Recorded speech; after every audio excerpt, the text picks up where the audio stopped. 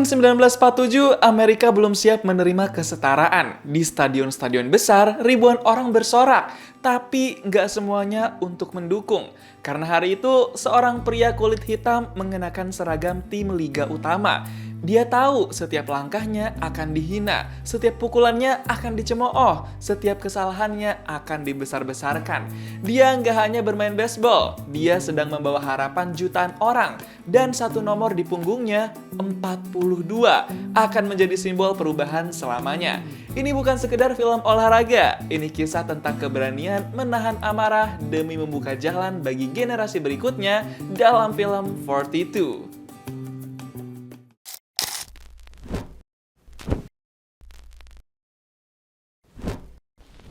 Tahun 1945 di Brooklyn, New York, Amerika, ada ketua dan pengurus Brooklyn National League Baseball Club atau Liga Nasional Klub Baseball di Brooklyn yang punya rencana besar. Bapak-bapak tua ini namanya Pak Ricky. Dia ketua Liga Nasional Klub Baseball di Brooklyn.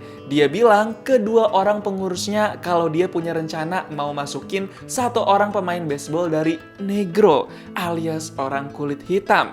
Dua orang pengurus itu langsung shock karena tahun 1945 belum ada pemain baseball dari orang kulit hitam yang bermain secara profesional. Sebelumnya semuanya dari orang kulit putih. Pengurus yang namanya Harold langsung tegas menyatakan penolakan tuh. Dia takut nanti malah dicemooh, dicaci maki, dan gak didukung sama masyarakat. Jadinya dia milih buat menolak. Pengurus yang namanya Clyde juga menolak nih. Dia tahu itu nggak ngelawan hukum. Tapi menolak orang kulit hitam itu udah kayak jadi aturan yang nggak tertulis. Tapi Pak Ricky sebagai ketua kekeh kalau dia bakal tetap mau masukin satu orang pemain baseball dari kulit hitam buat nunjukin perbedaan dan menutup tradisi lama. Karena udah perintah Pak Ricky sebagai ketua, gak pakai lama Harold sama Clyde langsung kasih rekomendasi beberapa orang kulit hitam lulusan berbagai kampus yang punya potensi buat masuk klub baseball mereka. Sampai akhirnya Pak Ricky nemulah satu orang yang bikin dia tertarik. Orang itu lulusan kampus University of California, Los Angeles. Orang itu bermain di 4 cabang olahraga, termasuk baseball. Umurnya 26 tahun. Dia punya rekor pukulan bola baseball. Pak Ricky langsung tertarik sama orang itu dan minta Harold sama Clyde untuk bawa orang itu. Pergilah Clyde dan Harold buat samperin orang itu. Dia namanya Jack Robinson, diperanin sama Chadwick Boseman.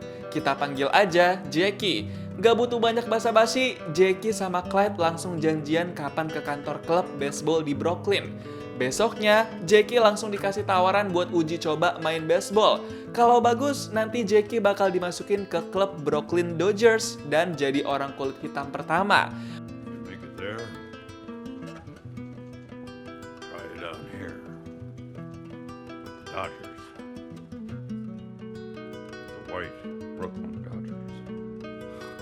Pak Ricky juga udah ngomongin soal gaji dan bonus yang menggiurkan sama Jackie tuh. Selain itu, Pak Ricky juga mau wanti-wanti Jackie buat kuat mental. Gak boleh kepancing emosi, karena dia bakal jadi orang kulit hitam pertama yang gabung ke tim nantinya. Ngedengar permintaan Pak Ricky, Jackie bilang dia sanggup dan mau berjuang bersama ke depannya. Gak lama setelah itu, Jackie teleponan sama pacarnya. Karena suasana hati Jackie lagi seneng dan yakin banget nih, pacarnya Jackie itu namanya Rachel. Mereka teman lama dari kampus yang sama. Jadi mereka emang udah lama kenal. Saat itu ditelepon, Jackie dengan hati dan niat yang mantap ngelamar Rachel buat jadi istrinya. Jackie mau ngajak nikah. Gak butuh waktu lama, Rachel langsung jawab kalau dia mau nikah sama Jackie. Dia langsung tanya kapan mereka bakal nikah nih. Dan Jackie jawab, sekarang. Hari itu juga Jackie sama Rachel melangsungkan pernikahan mereka. Mereka berdua sama-sama bahagia dan yakin bisa saling menyempurnakan satu sama lain dan berkeluarga. Besoknya Jackie dan Rachel mau terbang ke kota Daytona karena Jackie bakal ada pelatihan di sana. Tapi mereka malah dapat perlakuan rasisme. Mereka malah disuruh ganti jadwal pesawat karena ada orang kulit putih yang butuh diprioritaskan. Parah banget kan? Rasisme zaman-zaman itu langsung bad mood tuh mereka. Pas Jackie coba protes, mbak-mbak bandara malah ngancem kalau dia bakal telepon polisi. Parah banget dong. Kasian sih orang-orang kulit hitam. Tapi akhirnya Jackie sama Rachel bisa sampai di Daytona juga, walaupun harus nunggu besokannya. Pas baru turun dari bus, Jackie sama Rachel langsung disapa sama jurnalis media. Dia namanya Wendell. Dia jurnalis yang ditugasin sama Pak Ricky buat nulis sejarah karirnya Jackie di dunia olahraga baseball. Wendell juga bersedia jadi asisten pribadinya Jackie sama Rachel. Mr. Ricky sent me to meet you. I'm gonna be your Boswell. Well, Your chronicler. Your advance man. Hell, even your chauffeur. Mrs. Robinson. It's Rachel. Abis itu, Wendell langsung anterin Jackie sama Rachel ke rumah yang bakal jadi tempat tinggalnya Jackie dan Rachel. Tempat latihan gak jauh dari rumah itu. Kantor klub baseball Brooklyn juga masih terjangkau dari situ. Ini nih orang yang bakal jadi manajernya Jackie kalau nanti bisa masuk ke klub Dodgers. Dia namanya Pak Leo. Dia manajer klub baseball Dodgers, klub bergengsi. Tapi untuk latihan awal ini, Jackie bakal masuk ke klub Montreal dulu buat tahu gimana kemampuannya. Dia bakal dites nih sama manajer sekaligus pelatih di klub Montreal. Dia namanya Clay. Dan hari ini juga Jackie langsung ikut latihan. Pas latihan, Jackie kelihatan jago dan gerak cepet banget mainnya. Dia satset. Tapi pas ngeliat itu, Clay malah resist tuh. Dia bilang di depan Pak Ricky kalau Jackie itu kuat karena negro aja. Parah banget kan? you don't get carried away, Mr. Ricky. There's still a nigger out there.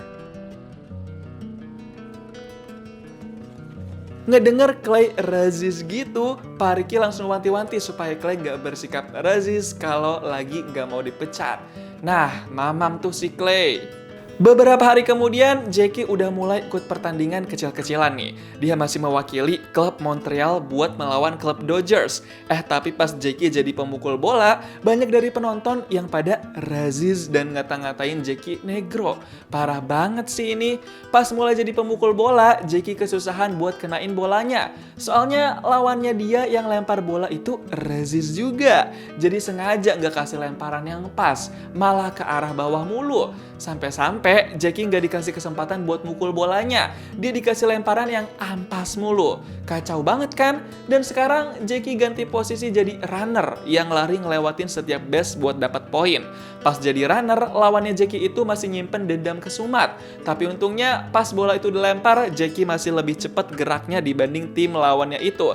Jadinya Jackie bisa ngelewatin base-base-nya nih. Makin lama, Jackie juga makin jago mainnya. Dia makin satset gerak cepat sampai base duluan sebelum tim lawan yang menyentuh itu. Jago banget emang Jackie ini. Gara-gara Jackie jago terus, lawannya jadi kesel sendiri tuh sampai ngomong kasar sendirian. Lagian sebenci itu apa dia ya? Padahal pemain lain biasa-biasa aja. Malamnya pas Jackie lagi nginep di tempat Wendell karena biar makin deket sama lokasi lapangan latihan, tiba-tiba malam itu ada orang kulit putih yang datang. Umurnya udah tua. Dia bilang pengen ketemu sama Jackie. Dia pengen marah-marah dan ngusir Jackie dari daerah situ karena nggak layak jadi pemain baseball kulit hitam. Parah banget kan? Sampai segitunya ada orang yang nyamperin dan mau memperlakukan Jackie dengan nggak baik. Wendell langsung telepon Pak Ricky dan kasih tahu soal itu. Kata Pak Ricky, Wendell harus bawa balik Jackie ke rumah yang di Daytona. Takutnya dia mau masa tuh si Jackie. Wendell sama Jackie langsung siap-siap buat kemas barang dan balik lagi ke rumah di Daytona. Pas lagi di jalan, Jackie sama Wendell sempat diliatin sama banyak orang kulit putih gitu. Kayak bener-bener mau diancem gitu. Saking takutnya, jadinya Wendell langsung nyalip mobil depan dan ngebut tuh bawa mobilnya karena takut dikejar. Abis itu, Jackie langsung nanya sebenarnya apa yang terjadi. Barulah di situ Wendell jujur kalau ada orang yang berusaha mau ngincer Jackie. Man came by while you was asleep. Said more men were coming. It might have been those fellas. Mr. Ricky said to get you to Daytona Beach ASAP. What do you say so? Jackie langsung ketawa pas dengar penjelasan Wendell itu. Dia kira dia dikeluarin dari klub baseball. Ternyata masalahnya terkait orang-orang yang razis. Beberapa hari kemudian, pas tanding di lapangan dan lokasi yang berbeda, Jackie masih kelihatan jago dibanding pemain yang lain maupun lawan-lawannya. Dia sering cetak poin, tapi hari itu dia dapat perlakuan rasisme lagi. Malah dia diperlakukan buruk itu sama polisi yang mantau pertandingan. Get off the field. Now. Why? It's against the law, that's why. No niggers don't play with white boys. Now you get off the field or go to jail. Use that thing. You better hit me square between the eyes. Hey, hold on now. Untungnya ada pelatihnya Jackie tuh, jadi bisa langsung dilerai. Walaupun tetap aja Jackie terpaksa keluar dari lapangan saat itu juga. Miris banget ya. Abis itu Jackie langsung cerita ke Rachel kalau di lapangan tadi dia dikatain haram main baseball sama orang-orang kulit putih. Tapi untungnya Jackie bisa nahan emosi dan malah jadiin itu bahan bercandaan sama Rachel. Tapi yang bikin Jackie bahagia juga, beberapa hari kemudian Jackie dikasih kabar sama Pak Ricky kalau dia resmi masuk ke klub baseball Montreal. Bukan sekedar latihan dan ikut pertandingan kecil doang, tapi juga ikut pertandingan besar. Dan dalam waktu dekat bakal ada pertandingan. Jackie seneng banget dapat kabar itu dari Pak Ricky. Di tahun 1946, Jackie ikut pertandingan besar pertamanya di lapangan yang gede juga. Dia didukung banget nih sama Rachel, istrinya, dan juga Wendell yang siap nulis perjalanan karir dan sejarahnya Jackie. Pas jadi pemukul bola di situ, Jackie berhasil ngelambungin bolanya dengan tinggi dan jauh banget. Dia langsung bikin penontonnya pada histeris. Itu lari santai juga udah bisa cetak poin pasti si Jackie. Dan gak lupa, Wendell juga langsung nulis pencapaian dan momen penting Jackie itu biar semuanya bisa jadi sejarah. 8 bulan kemudian, masih di tahun 1946, Jackie sama Rachel udah punya anak pertama mereka. Mereka berdua seneng banget bisa punya buah hati pertamanya nih. Jackie yang dari kecil nggak punya ayah, sekarang dia berkomitmen akan selalu hadir buat anaknya sebagai ayah. Beberapa bulan kemudian, di tahun 1947, Pak Ricky telepon Pak Leo, manajer di klub baseball Brooklyn Dodgers. Di telepon itu, Pak Ricky pengen tahu gimana tanggapan Pak Leo kalau Jackie masuk ke klub Dodgers. Dan di situ Pak Leo bilang kalau dia nggak ada masalah apa-apa. Yang penting Jackie jago dan bisa menghasilkan uang buat klub baseball. Nah, mantep nih, nggak ada rasisme. Nggak lama setelah itu, Jackie mulai ikut latihan-latihan lagi nih. Tujuannya buat diuji masuk ke klub Dodgers. Tapi kali ini, Rachel nggak selalu ikut Jackie pergi. Karena dia juga harus ngurus anak di rumah. Jadi sering LDR deh mereka berdua nih. Pas udah sampai di tempat latihan, Jackie langsung coba dilatih sama pelatih klub baseball Dodgers. Dia nyoba jadi posisi base pertama nih. Orang yang harus bisa nangkep bola dengan satset. Jackie fokus latihan sama coach itu. Tapi di sisi lain, beberapa pemain di klub Dodgers malah lagi sibuk bikin petisi buat menolak masuknya Jackie ke klub mereka. Padahal belum juga diumumin resmi tuh, tapi udah banyak dari mereka yang mau nolak karena bersikap rasis ke Jackie.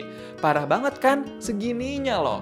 Gara-gara petisi itu, Pak Leo sampai telepon dan laporan ke Pak Ricky nih. Kata Pak Ricky, anak-anak klub baseball Dodgers harus ditegesin.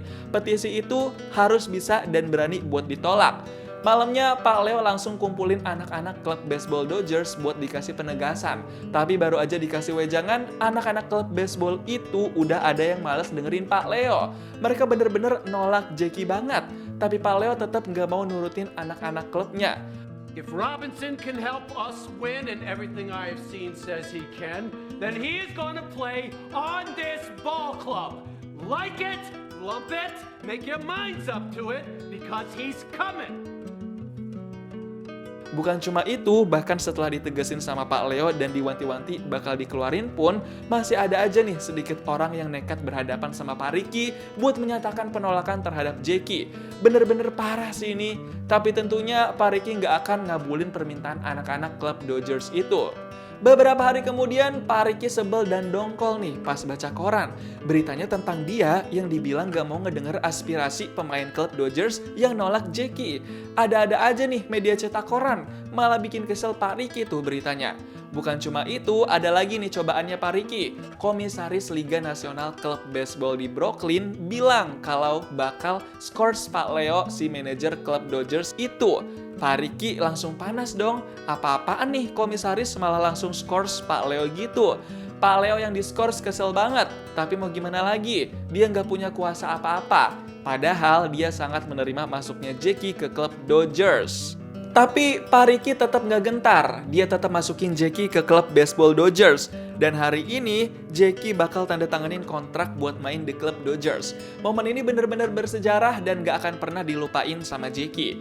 Has purchased the contract of Jackie Robinson from the Montreal Royals. You will report immediately.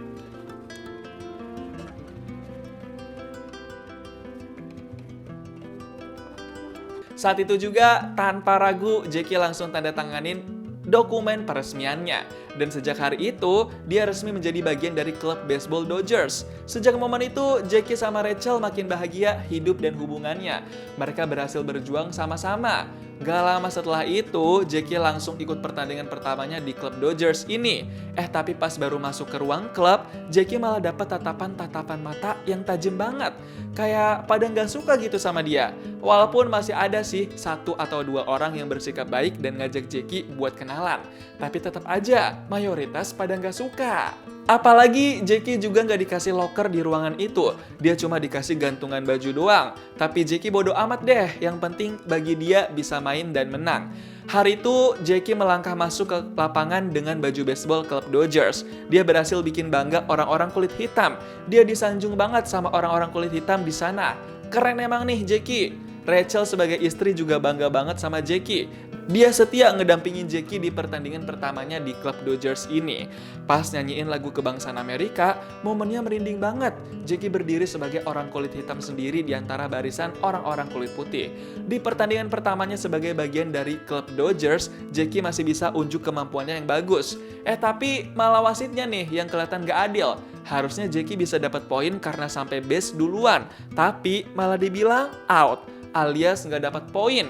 Ada-ada aja emang ya cobaannya. Di samping itu, Pak Ricky lagi cari manajer buat penggantinya Pak Leo nih. Dia minta kenalannya, Pak Bert, buat jadi manajer klub baseball Dodgers. Awalnya Pak Bert nolak, tapi karena Pak Ricky memohon, jadinya Pak Bert luluh juga deh. Bert, I need you. What do you say? Beberapa hari kemudian, Pak Bert udah mulai kerja jadi manajer klub Dodgers. Dan pas banget sekarang ada pertandingan besar lanjutan nih. Jadi semuanya bakal seru-seruan lagi buat unjuk kemampuan baseballnya. Gak lupa manajer klub baru Pak Bert juga ngerangkul Jackie banget buat selalu semangat main di klub Dodgers. Untung gak ada rezis-rezis nih Pak Bert. Pas di pertandingan itu, Jackie si nomor 42 langsung jadi pemukul bola. Dan kayak biasa, Jackie berhasil melambungkan bolanya sampai tinggi dan jauh banget. Tentunya dia gampang cetak poin dari situ. Terlalu keren emang Jackie ini. Tapi tetap aja, udah keren gitu, masih aja dapat perlakuan rasisme di lapangan. Black nigga. Hey, why don't you go back to the cotton fields where you come from? Huh? I thought you swing your way out of the jungle. Captain, the Phillies manager seems to be chirping something out for Robinson. Gara-gara dikata-katain terus, Jackie jadi gak bisa mulu nih mukul bolanya. Kuping dia denger cemoohan orang mulu, mentalnya terombang-ambing. Dia gak emosi, tapi itu pasti ada pengaruhnya. Kasian amat ya jadi Jackie. Pas Jackie lagi digantikan dulu sama pemain lain, dia terpaksa nih harus dicaci maki lagi sama pelatih dari tim lawan. Dia nggak berhenti-henti ngocehin Jackie dengan kata-kata yang bikin emosi. Saking nggak bisa nahan emosi, Jackie milih buat turun ke bawah dulu. Dia teriak, dia nangis, dia lampiasin semua emosi itu sendirian.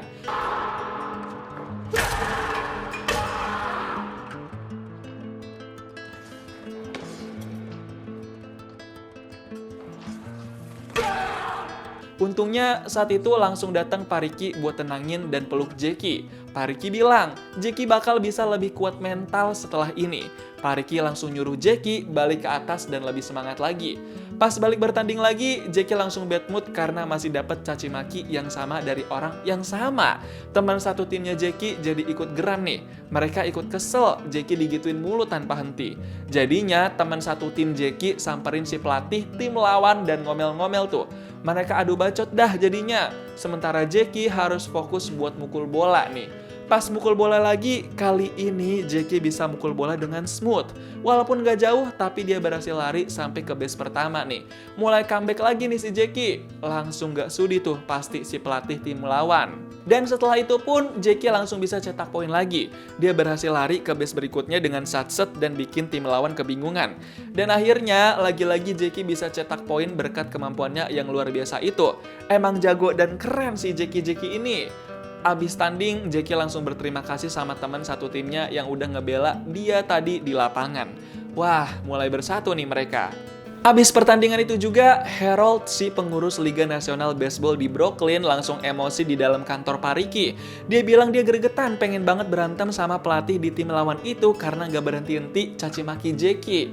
Pak Ricky langsung ketawa, karena Harold yang awal-awal gak pengen ada orang kulit hitam, sekarang dia malah mau ikut ngebela Jackie nih. Makin lama, mata semua orang makin terbuka nih. Sementara itu, satu orang yang ada di klub Dodgers tapi masih razis, dia langsung ditukar ke klub lain sama Pak Ricky. Rasain deh tuh, jadi kesel sendiri kan? Ngapain coba masih aja razis-razis? Besoknya Pak Ricky dapat telepon dari ketua manajemen baseball di kota Philadelphia. Kota tempat pertandingan selanjutnya bakal digelar.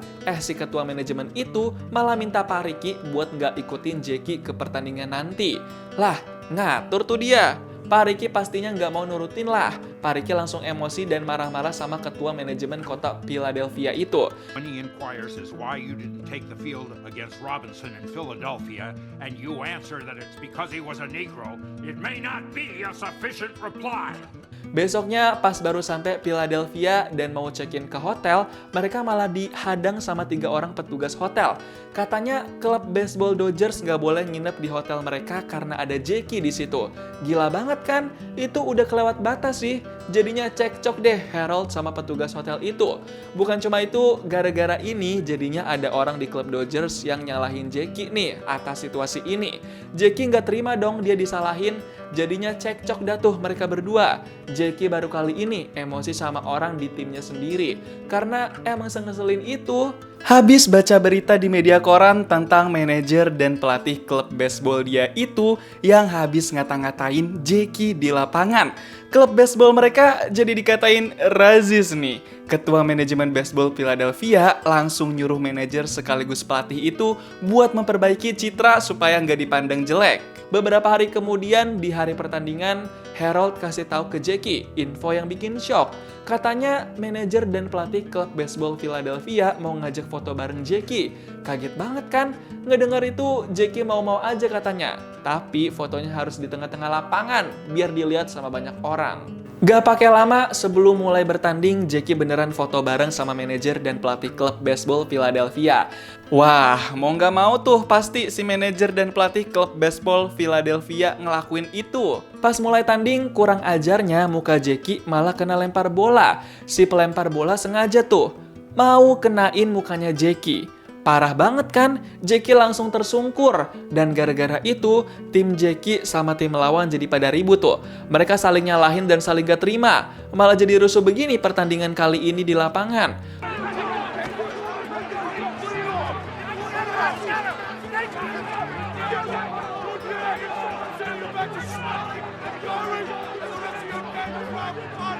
Pulang dari pertandingan itu, Jackie langsung sedih-sedihan sama Rachel di bus karena kejadian di lapangan. Tapi mereka juga saling menguatkan satu sama lain nih, biar nggak sedih-sedih terus. Setelah kejadian itu juga, ada satu orang di klub baseball Dodgers yang laporan ke Pak Ricky kalau dia habis ngalamin sesuatu yang nggak enak. Dia dapat surat ancaman dari orang asing. Kalau masih main baseball setim sama Jackie, bakal dicaci maki juga. Wah, orang-orang sekitar Jackie jadi kena masalah juga nih. Pak Ricky langsung kasih paham orang itu. Bukan cuma dia doang yang dapat surat aneh, tapi Jackie sendiri juga dapat surat-surat yang aneh dan mengancam. Beberapa hari kemudian, pas mau tanding di lapangan kota lain, Jackie udah langsung dapat sorakan-sorakan yang ngata-ngatain dia. Untungnya, Jackie sekarang punya teman satu tim yang baik nih. Dia ngerangkul dan kasih semangat buat Jackie biar nggak jatuh mentalnya. Maybe tomorrow we'll all wear 42. That way they won't tell us apart.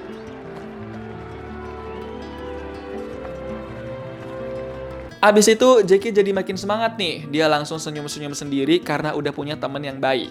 Di pertandingan-pertandingan selanjutnya pun, Jackie bisa main dengan tetap jago. Mau dicaci maki sesering dan sebanyak apapun orangnya, Jackie tetap bisa tunjukin kalau dia emang hebat dan layak. Tapi pas pertandingan hari itu, Jackie nggak sengaja keinjek kakinya sama orang dari tim lawan. Dia sampai jatuh tuh saking sakitnya keinjek. Tapi untungnya Jackie sekarang punya beberapa orang di timnya yang mau ngebantu dia buat bangkit lagi. Jackie udah nggak sendirian kalau lagi sama tim klub baseball Dodgers. Dia udah nggak dipandang sebelah mata lagi sekarang. Abis pertandingan itu, Jackie langsung butuh pengobatan dari tim medis. Lagi sakit-sakitnya, masih aja tuh Jackie harus ngeladenin wawancara wartawan. Setelah semua yang udah dilewatin, Jackie nanya ke Pak Ricky, kenapa dia mau membela Jackie abis-abisan.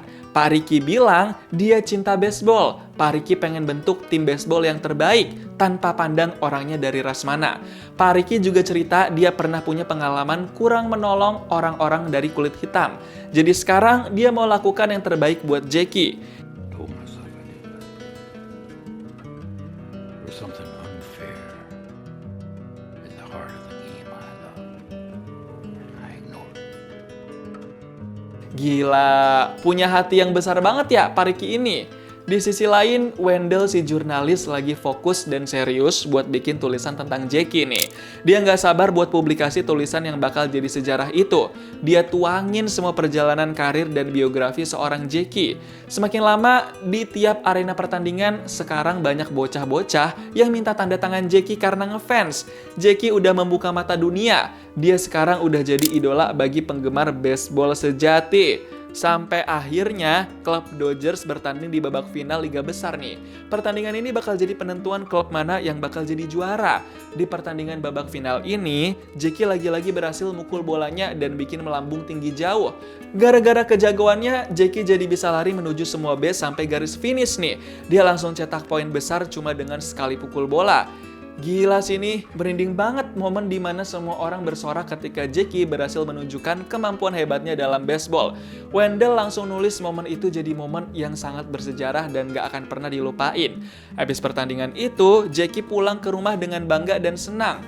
Rachel sebagai istri juga gak ada habis-habisnya memuji Jackie. Mereka berdua bahagia banget. Kadang perubahan gak datang dari orang yang paling berteriak, tapi dari orang yang paling kuat menahan diri. Jackie Robinson tidak melawan dengan pukulan, dia melawan dengan ketahanan. Dia tahu setiap kesalahan kecil akan digunakan untuk menjatuhkannya. Jadi dia memilih menjadi lebih baik, lebih disiplin, lebih kuat. Film ini mengajarkan bahwa keberanian bukan selalu soal melawan balik. Kadang keberanian adalah bertahan. Kadang keberanian adalah tetap berdiri ketika semua orang ingin melihat kamu jatuh. Dan jika satu orang berani membuka jalan, jutaan orang bisa berjalan setelahnya. Gimana nih pendapat kamu tentang film 42? Coba tulis di kolom komentar dan kasih tahu kamu mau diceritain alur film apa selanjutnya.